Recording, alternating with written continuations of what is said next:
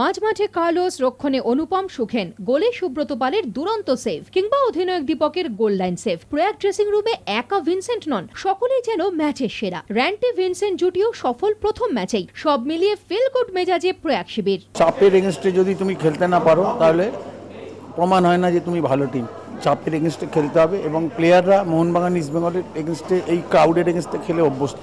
তো সুতরাং এটা কোনো ফ্যাক্টর বলে আমার কোনো মনে হয় না, কারণ Mohun Bagan East Bengal Churchill Brothers ডেম্পোর সাথে যত বেশি খেলবে প্লেয়াররা নিজেদেরকে তুলে ধরার একটা সুযোগ পায়। তো সুতরাং এইটা কোচের কাছেও অনেক বেশি সহজ হয়ে যায়।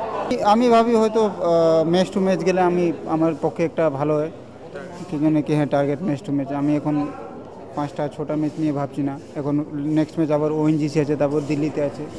ইটস ভেরি টাফ হবে আমাকে লাগছে। প্রয়াগের পরের ম্যাচ ওয়েনজেসের বিরুদ্ধে। শনি রবি ছুটি, সোমবার থেকে শুরু অনুশীলন।